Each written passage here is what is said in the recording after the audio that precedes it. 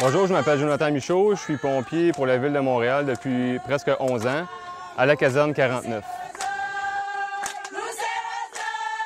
Ici, on est en montagne. En fait, on est à mi-chemin entre Boutier et Port-au-Prince. Puis la zone ici s'appelle Debussy. C'est ici qu'on a décidé de construire l'école Marc Bourque. En fait, l'école existe depuis 2006. Par contre, les pompiers de Montréal ont pris la relève vraiment là, depuis 2014. Le policier originaire de Québec, Marc Bourque, était à la retraite et est revenu ici à Port-au-Prince durant les élections en 2005. Dans le quartier Cité-Soleil, en fait, il s'est fait tirer, puis malheureusement, il est décédé.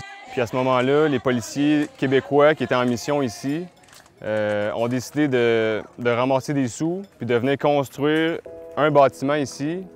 Pourquoi ici en montagne? C'est parce que les policiers s'entraînaient dans cette montagne-là. Puis ils voyaient qu'il y avait plein de jeunes qui n'allaient pas à l'école. C'est la raison principale qui a fait qu'ils ont construit le premier bâtiment ici à Debussy en montagne.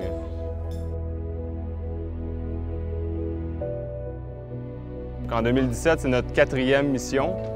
Puis à chaque année, depuis 2014, on ajoute un nouveau bâtiment et d'autres améliorations là, sur le site. Une bibliothèque avec un bureau des professeurs. Un gros réservoir d'eau qui va alimenter une salle de toilette avec des lavabos. Puis tous les 4 bâtiments, on va récupérer l'eau avec un système de gouttière qui va alimenter le réservoir d'eau, qui va alimenter les toilettes et les lavabos.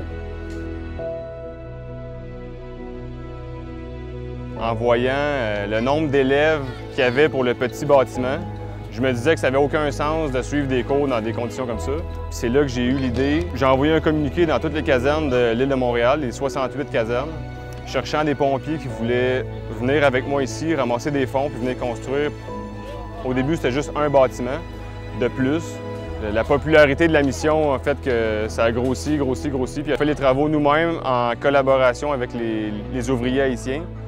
Et ce qui est le fun, c'est que la plupart, c'est les pères et les mères des étudiants qui viennent à l'école parce qu'ils restent tout près dans la montagne. Fait qu'on les connaît très bien, c'est eux qui nous aident depuis 4 ans, puis sans eux, je dirais que c'est pas faisable. Ils sont vraiment bons. Cette année, en principe, c'est la dernière grosse mission là, de construction. Puis pour moi, organiser tout ça, puis gérer tout ça, ça peut pas être un plus beau projet. J'ai les 3 sphères qui me font vibrer. Il y a les pompiers, l'esprit d'équipe, l'esprit de famille, l'esprit de groupe. Il y a la construction, puis il y a l'humanitaire. Fait que c'est les 3 volets. Puis au-delà de tout ça, c'est qu'on aide vraiment concrètement des jeunes qui ont presque rien dans la vie. Fait que sans nous, là, il y aurait vraiment 160 jeunes qui n'iraient pas à l'école puis qui ne mangeraient pas, ou presque, de la journée parce que, en plus de payer les profs, on paye la cantine le midi pour les 160 élèves pendant les 10 mois de l'année scolaire. Puis souvent, c'est le seul repas qu'ils mangent dans leur journée. Fait que ça, on est vraiment fiers de ça. Fait que c'est vraiment concret puis on aide vraiment des gens qui en ont besoin puis que sans nous, ils seraient laissés là, à l'abandon.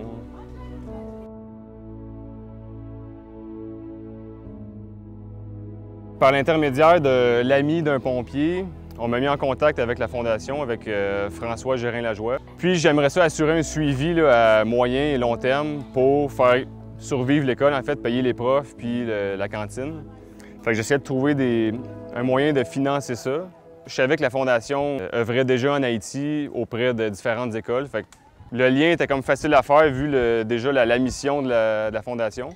Fait que quand j'ai présenté le projet à Daniel puis à François, ils ont semblé intéressés assez rapidement. Puis via la dictée PGL, peut-être qu'on va pouvoir s'entendre sur une formule là, pour ramasser des fonds qui vont venir pour l'école Marc Bourque. Je dirais que c'est une petite idée au départ parce que j'étais loin de me douter que ça allait finir comme ça. Moi, au début, je me disais que j'allais ramasser quelques milliers de dollars pour construire un bâtiment. C'est devenu plus gros que ce que je pensais. Là, moi, j'ai eu beau avoir l'idée, j'ai beau être l'organisateur, mais si les gars ne m'appellent pas pour dire « Hey, on vient, on ramasse des fonds », ben je peux rien faire tout seul. Fait que c'est vraiment l'esprit de groupe. Puis je remercie mes collègues sincèrement, puis tous les commanditaires qui ont participé parce que c'est vraiment grâce à eux que l'idée s'est transformée concrètement en 4 bâtiments, en salle de toilette, en réservoir d'eau, en salaire des professeurs, en cantine. Tout est parti d'une petite idée, mais ça s'est vraiment concrétisé. Je suis vraiment fier de ce que c'est devenu parce que j'étais loin de me douter que ça viendrait comme ça. J'ai 4 remerciements importants à faire. Robert Lessard, merci pour ton expérience sur le terrain en Haïti. Serge Fournier, merci pour ta gestion du chantier et tout le temps que tu as mis dans le projet.